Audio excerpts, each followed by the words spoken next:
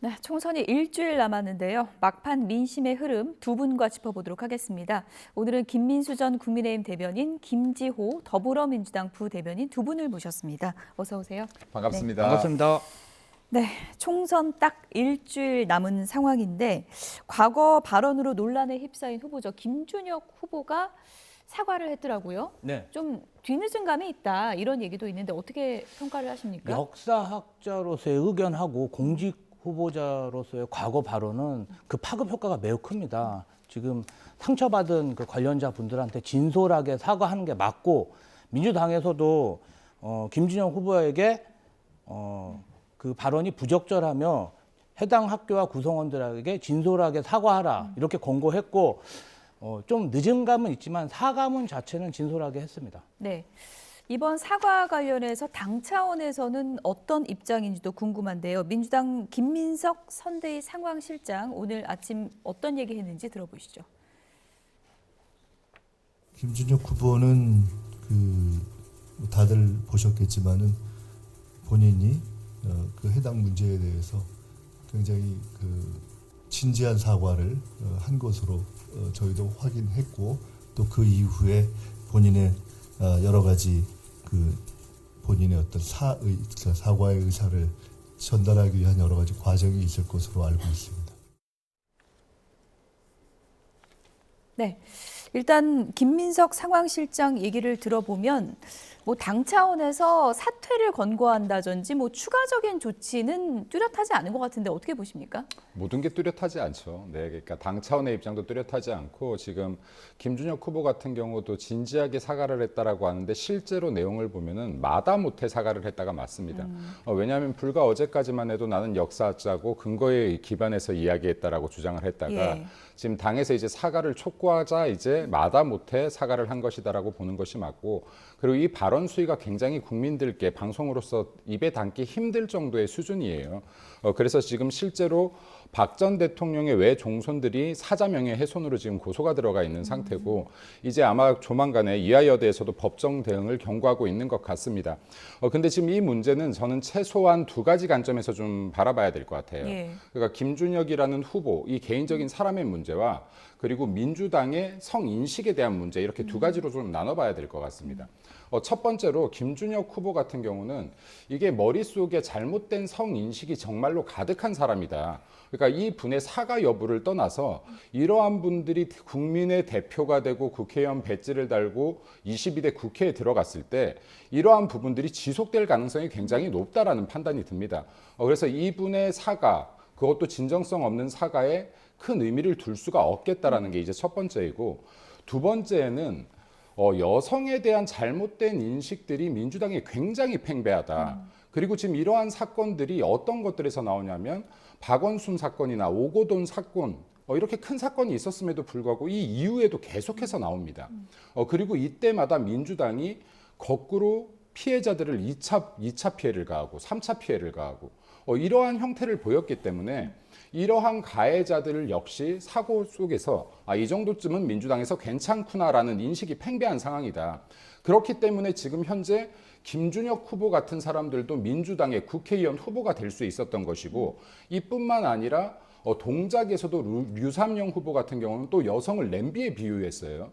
네, 이런 사건들이 민주당에서 끊임없이 터지는 이유는 민주당의 성인식 전체의 문제로 봐야 된다라고 생각합니다. 그래서 지금 며칠 남지 않은 시간이지만 민주당에서는 이 부분을 대충 사과하고 넘기겠다, 어떻게든 일주일 버텨보겠다라고 생각할 것이 아니라 정말 국민들 앞에서 고개 숙여 당 차원에서 사과를 하고, 후보에 대해서도 한석 이거 버린다라고 해도 국민들께 진심을 다한 사과 아닐 겁니다. 후보 사퇴해야지 맞다라고 예. 봅니다. 그리고 한마디만 더 하면 예. 22대 국회에서는 제발 여기 민주당이 이때까지 보여주고 있는 성인식에 대한 그릇된 부분에 대해서 좀 수정하고, 그리고 당 차원에서도 강한 예. 경고를 했으면 좋겠다라는 말씀 드립니다. 일단 뭐 이화여대 측에서도 후보 사퇴를 요구하고 있는 그런 상황이긴 한데 당 차원에서 후보에게 사퇴를 요구할 가능성은 지금 현재 없다고 보십니까? 현재는 사과를 권고한 상황이고, 그다음에 해당 학교와 유족들이 반발하고 있기 때문에 후보와 당도 좀 더 낮은 자세로 사과하고 거듭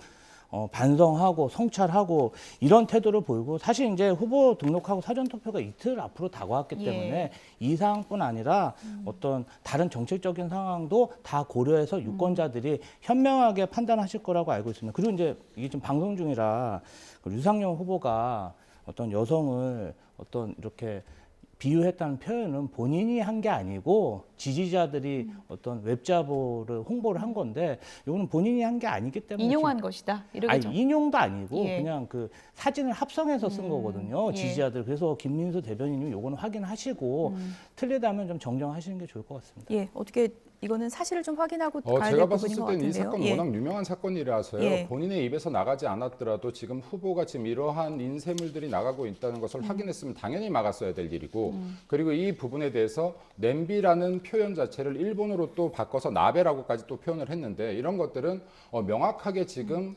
나경원 후보에 대한 네거티브 전략으로 썼던 것이 예. 맞다라고 보여집니다. 예, 이 부분은 제가 좀 질문을 드려보고 싶은데 김준혁 후보가 이제 애초에는 학자로서 근거에 기반한 발언을 한 것이다라고 이제 반박을 하기도 했는데 오늘 사과를 했다면 과거 그 발언을 좀 부정을 하는 걸까요? 아니면은 그 발언을 한 맥락을 좀 다시 들여다봐달라 경솔한 부분만 있었다 이렇게 얘기를 하는 걸까요? 어떻게 해석해야 그 됩니까? 사과문 자체를 보면 예. 이제 학자로서의 의견하고 예. 공직 후보자로서의 과거 발언은 좀 다르고 또 파급 효과도 다르지 않습니까?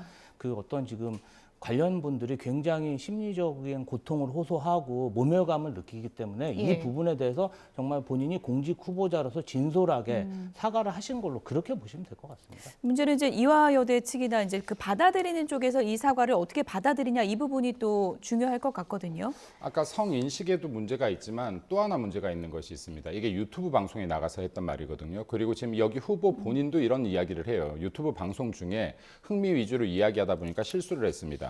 이게 흥미로 담을 주제입니까?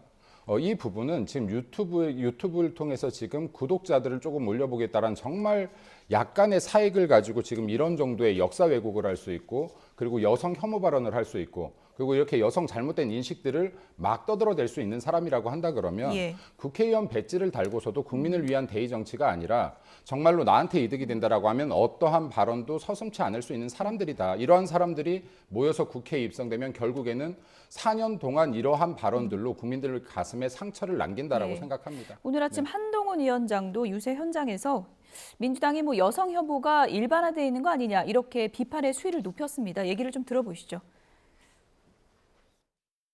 이재명 대표의 별명 한번 생각해 보십시오. 여러분, 그런 뼛속까지 찬 여성 혐오를 가지고 어떻게 여러분께 표를 달라고 할 수 있습니까? 여러분, 상식이 이겨야 합니다. 그런 표 달라고 그렇게 여성 혐오적 발언을 계산해서 쏟아내는 정당 괜찮습니까? 김준혁이 저렇게 하는 것 저건 이재명, 유사명 다 똑같은 생각들 아닙니까? 괜찮습니까 그거? 그거 오케이입니까? 저는 그거 두고 보지 못하겠습니다. 네, 한동훈 위원장 뭐 이대 출신 민주당 의원들 왜 가만히 있냐 비판해야 되는 거 아니냐 이런 목소리를 내고 있고 어떻게 보면 이제 여성 표심도 중요한 부분이기 때문에 이 부분과 관련해서 뭐 지도부 차원의 좀 입장 표명이나 그런 것도 좀 중요하다고 보십니까? 일단은 뭐 해당 예. 의원분들 입장은 확인이 안 되고요. 민주당에서는 어제 김준혁 후보에게 사과를 권고했고 예. 뭐 그 동일선상에서 입장은 밝힌 거 아니겠습니까? 저는 이제 한동훈 위원장님이 하시는 말씀 보면서 예. 시민사회와 해당 학교 유족들의 비판은 저희 당이 기꺼이 겸허히 받아들이고 계속 성찰하고 반성해야 하지만 예. 국민의힘 경우에도 친일 발언을 한 조수연 후보, 성일종 후보, 정진석 후보 등이 지금 후보직을 유지하고 있고 해병대 최산병 순직 수사 의혹이 있는 신범철 천안갑 후보, 임종득 영주 영양 봉화 후보, 또 청주 서원의 김진모 후보, 사천 남해 하동의 서천호 후보, 충남 당진의 정영선 후보, 김장경 비례 후보가 형이 확정됐는데 예. 지금 공천을 받아서 사면 받아갖고 지금 하고 있거든. 이 예. 부분도 좀 성찰을 하셔야 된다 이렇게 보고 있습니다. 간략하게 반론 들을게요. 예. 굉장히 논점을 이기다라고 봅니다. 지금 여기서 문제의 본질로 삼고 있는 것은 무엇이냐면요. 여성 인권을 항상 주장하고 있는 민주당이 겉으로는 잘못된 성인식을 가지고 여성 폄훼 발언들이나 여성들에게 상처를 주는 행위를 끊임없이 하고 있다는 것을 얘기하고요. 그리고 같은 맥락으로 보면 민주당이 정세 사기 피해자들을 그렇게 보호하고 싶어하는 척하면서 뒤로는 막대한 정세 사기 가해자들을 변호해줬던 것들을 이야기하는 겁니다. 예를 들어서 지금 이화여대도 마찬가지예요. 왜 비겁한 정치인들이라고 하냐면 비단 한 명이 아닙니다. 제가 좀 확인해봤는데요.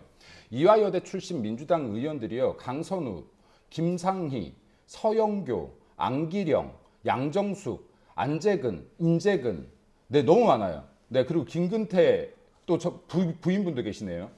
이러한 분들이 지금 민주당에 너무나 많습니다. 그리고 이분들은 이화여대를 때로때로 정치에 활용하기도 합니다. 그럼 이화여대를 본인이 그렇게 사랑하고 평상시에 존중한다라고 했으면 이와 일치하는 행동을 하라는 겁니다. 지금 이렇게 이화여대 전체에 모욕감을 줬다라고 하면 이분들은 앞장서서 민주당에다가 사과를 할 것을 더 강력하게 공고해야 되고 그리고 후보 사퇴까지도 같이 주장할 수 있어야 되는 분들이죠. 그러니까 제가 드리고 싶은 말씀은 논점을이기를 해서는 안 되고 민주당이 주장하는 것과 행동하는 것이 다르다. 이런 것들이 위선이라고 하는 것이고 이런 위선들을 통해서 국민들이 계속해서 정치의 혐오를 느낀다라는 말씀 드리고 싶습니다. 길게 발언을 하셨기 때문에 한 30초 정도 발언 기회를 다시 드리겠습니다. 저는 좀 아까 또 약간 틀린 팩트를 얘기하셔서 그 나경원 의원을 나베로 지칭한 건 친일 행적에 대해서 일본 아베와 합성을 한 것이지 어떤 특정 요리 도구를 이렇게 비유한 게 아닙니다. 그래서 그거는 좀 한번 살펴보셔야 될 것 같습니다. 나경원 대표가 어떤 친일 행적을 했을까요? 그건 한번 찾아보시죠. 저희가 지금 두 분이 그 논란까지 발언을 그래서 하시면 이런 것들도 더 확산되기 단순하게 때문에 선동해서는 안 된다는 말씀 드립니다. 어쨌든 뭐 김준영 후보가 사과를 했기 때문에 이 사과가 이 파장을 좀 가라앉히는 데 도움이 될지는 좀 지켜봐야 될 부분인 것 같고요.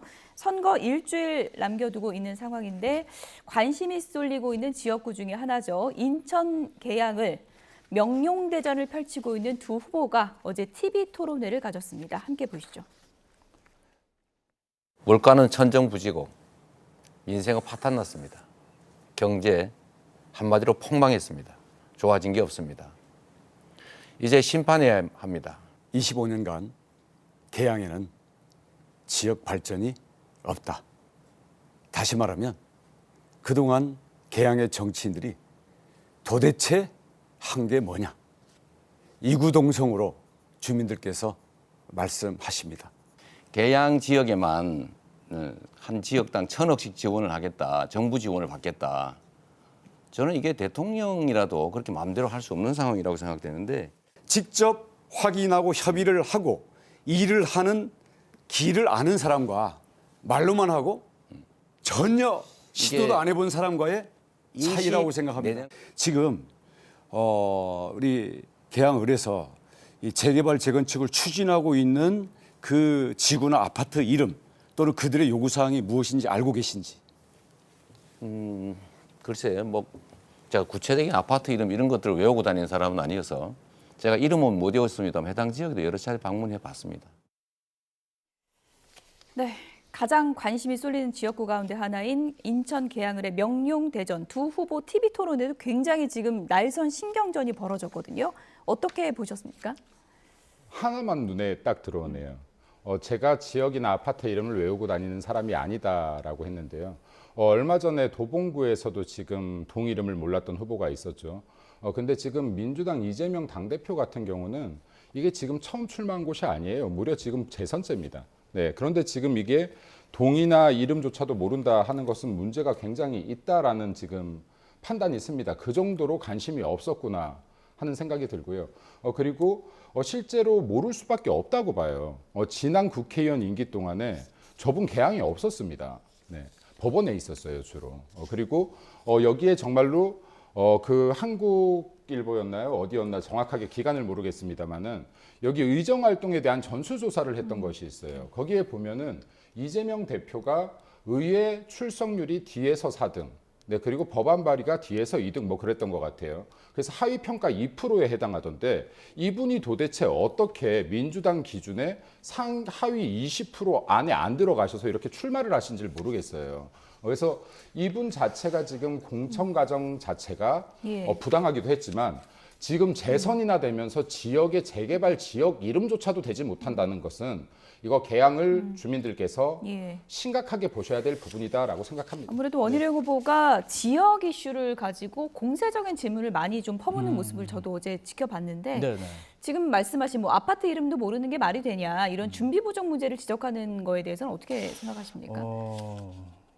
준비 부족 문제가 아니고 예. 제가 봤을 때는 어제 원희룡 후보 같은 경우는 국토부 차관하고 어떤 협의를 이재명 대표가 했다고 하니까 그런 적이 없다. 내가 모르는 게 있을 수가 있냐. 예. 바로 사진하고 근거 자료가 오늘 아침에 보도가 되었거든요. 그래서 뭔가 원희룡 후보가 지지율이 밀리고 최근에 또 이천수 후원회장이 유권자들한테 막말한 이슈가 좀 전국적으로 화제가 됐습니다. 그러다 보니까 좀 상당히 공격적인 태도를 보이고 있지 않나. 좀 그렇게 조급함이라고 보십니까? 저는 그렇게 보고 있습니다. 예. 지금 뭐 조급함이라고도 지적하셨고 뭐 굉장히 뜨거웠던 토론회였는데 그럴 만한 이유가 있습니다. 여론조사 결과를 함께 보실까요? 개항을 두 후보가 지금 바짝 붙어 있습니다. 3.4%포인트 차이인가요? 거의 뭐 오차범위의 접전이기 때문에 지금 이 상황이면 판세를 뭐 누가 이길지 장담할 수는 없다. 이렇게 볼 수 있는 겁니까? 사실 오차범위라는 것은 말 그대로 통계상 그리고 표본상에 의해서 지금 저 결과가 저 안에서는 진실이 아닐 수도 있다. 왜곡되는 부분이 있을 수 있다라는 말 아닙니까? 그러면 실제로는 3, 4% 차이가 나지만 막상 뚜껑을 열었을 때 누가 이길지 모른다라는 결과라는 뜻인데 근데 저러한 수치가 나오는 의미를 좀 알아야 될 것 같아요. 개항을 같은 경우는 정통적으로 민주당세가 강한 곳이고 예. 이재명 당대표 같은 경우는 원래 정치의 본거지는 성남이죠. 그리고 분당 을 지역에 본인이 살고 있음에도 불구하고 본인이 살던 지역을 버리고 꼭 당선되어야겠다라는 의지를 갖고 지금 편법을 쓰면서 약간 편법을 쓰면서 출마했던 곳이에요. 근데 저곳에서조차도 열심히 하지 않았다라는 것. 그 주민들께서 얼마나 이걸 한심하게 봤었으면 저 정도 수치가 나올까 하는 부분들을 생각해 볼 필요가 있다. 반성할 필요가 있다라고 생각합니다. 예. 그리고 하나만 더 말씀드리면요. 제가 이거를 뭐 이재명 대표의 총선 공약까지 외울 수 없기 때문에 이거 간단하게 확인을 해왔는데 지난번 2022년 보궐선거에 어마어마한 공약들을 하셨어요. 여기에 지금 개항을 해. 근데 이 어마어마한 공약들 뭐 몇 개만 읽어드려도 개항 테크노밸리 제2판교 테크노밸리로 수도권 강역급 급행열차 GTX-D Y자 노선 원활 추진, 뭐 공항철도와 서울 9호선 직결 등등등등해서 어마어마한데 이렇게 어마어마한 공약을 하면서 보궐선거에 당선되셨는데 주민들이 보실 때는 이분이 하나도 일을 안 하신 거예요. 이걸 주민들이 느끼셨기 때문에 이 수치가 나오는 것이고 남은 기간 동안 뒤집힐 가능성이 있다라고 봅니다. 뒤집힐 수 있다. 네. 어떻게 보십니까? 일단은 뭐 이재명 후보의 공약을 이야기해 주셔서 감사합니다. 대변인. 저는 제가 지난번 개항 보궐선거에서 선거 캠프 이재명 대표 선거 캠프 종합 상황 실장을 지내서 당시 상황을 잘 아는데 그때도 뭐 맨날 뒤집힌다 격전이다 했는데 큰 폭으로 이겼고요. 제가 또 2년간 이재명 대표실 정무부실장으로 일하면서 일정 관리를 했는데 정말 대표 일정하면서도 지역구 일정을 정성스럽게 챙겼습니다. 그게 제가 정말 증인이고요. 소상공인의 매출 확대, 개항 주민의 삶과 질 향상, 교통, 개항의 미래, 개항 테크노밸리 그런 착공을 위해서 정말 애를 많이 쓰셨습니다. 심지어 제가 이재명 대표가 거주하는 개항구 아파트에 제 지인이 살고 있는데 이제 편의점에서 만나면은 아이들 머리도 쓰다듬고 굉장히 친근 있게 잘 지내고 있다. 지인까지 인용하시는 겁니까? 그렇습니다. 그래서 사실 재판 출석 맞습니다. 저희 힘듭니다. 네. 당대표로 전국 유세도 해야 되는데 아침 저녁으로 거리에서 정말 밤 늦게까지 선거운동하는 이재명 대표 모습을 보면 제가 좀 짠하고 어쩔 땐 불쌍하기도 합니다. 김민수 대변인은 뒤집힐 수 있다고 보시는 건데 뒤집힐 리가 없다. 저랑 뭐 내기하셔도 됩니다. 두 네, 분 뭐 내기 받겠습니다. 두 분 선거 끝나고 꼭 다시 모시도록 하겠습니다. 예. 결과가 어떻게 될지요. 지금 이제 선거가 막판으로 다가오고 있는데 지금 여야 모두 뭐 모을 수 있는 사람 다 모아서 총력 유세를 하고 있는 상황이고요. 민주당에서는 지금 이분이 등장했습니다. 함께 보시죠.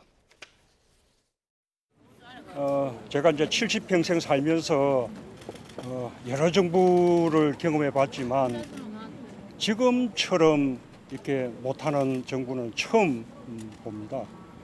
정말 민생이 너무 어렵죠. 뭐 눈 떠보니 후진국 뭐 이런 소리도 들리고요. 우선 뭐 우리 정치가 너무 황폐해졌잖아요. 아주 뭐 막말 그리고 독한 말들이 막 난무하는 아주 저질의 정치로 전락하고 말았죠. 그때 그 문재인 정부의 대출 막는 정책, 그게 서민들을 위한 정책이었습니까? 지나가고 그랬습니까? 현금 부자들만 대출 끼지 않아도 살 수 있는 현금 부자들만 살 수 있는 정책이었습니다. 부동산 가격이 잡혔습니까? 그 악몽이 기억나십니까? 그때로 돌아가시렵니까? 저는 문재인 대통령이 이렇게 참전해 주신 것에 고맙게 생각합니다. 왜냐하면 여러분 그때를 기억할 수 있게 해주었기 때문입니다.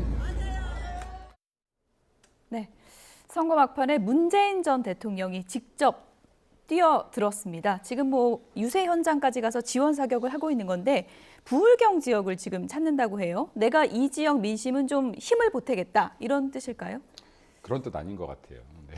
어떤 뜻일까요? 두 가지 뜻으로 보이는데요. 하나는 죽어도 잊혀지기 싫다라는 거 하나랑 그리고 두 번째는 전직 대통령으로 지금 기회주의적인 정치 행태를 보이고 있다라고 판단됩니다. 왜냐하면 본인이 나서려고 했었을 타이밍이 분명히 있었는데 지금 나서지 않았어요. 그 예. 타이밍이 진짜 나섰어야 될 때는 언제였냐면 이번 공천 때 친문이나 그리고 비명 인사들이 불공정한 공천을 받으면서 학살당할 때입니다.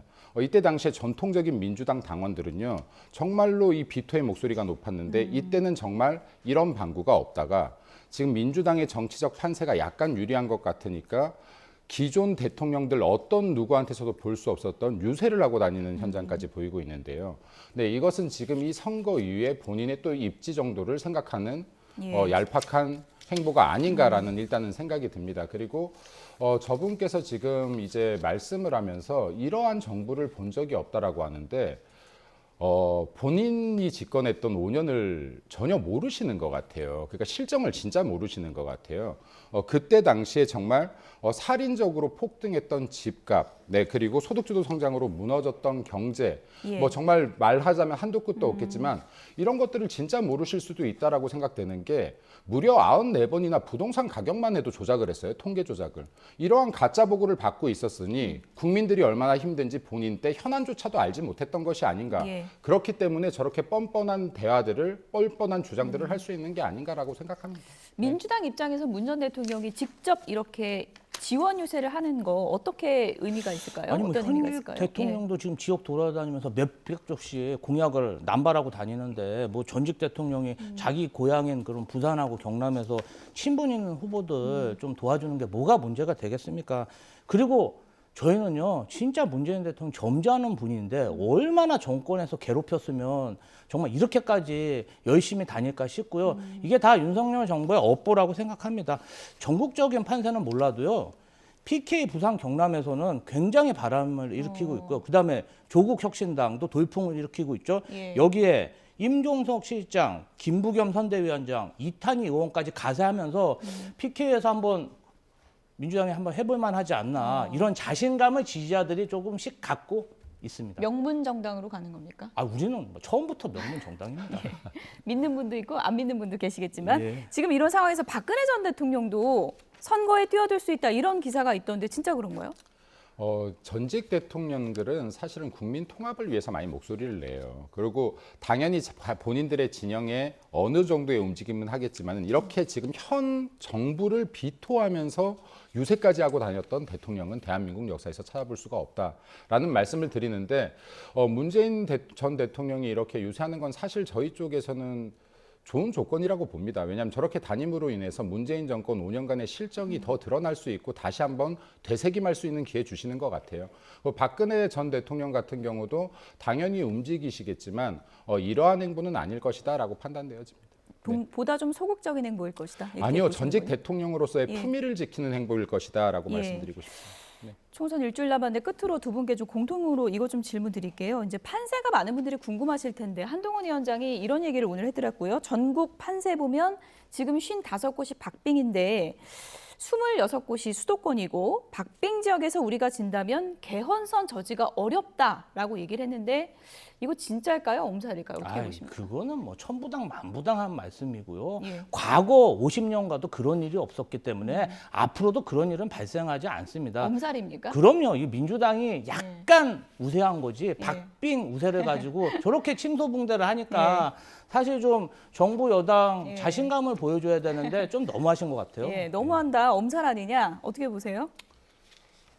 민주당은 한간에 뭐 지금 이재명 당대표가 151석 플러스 알파를 주십시오. 그리고 일부 의원들이 180석까지 이야기하면서 또 이재명 당대표가 주의를 주기도 했었는데 저희들은 엄살을 떠는 것이 아니라 정말로 절박한 심정으로 뛰고 있습니다. 정말 개헌저지선이 무너질 수도 있겠구나라는 불안감을 가지고 있습니다.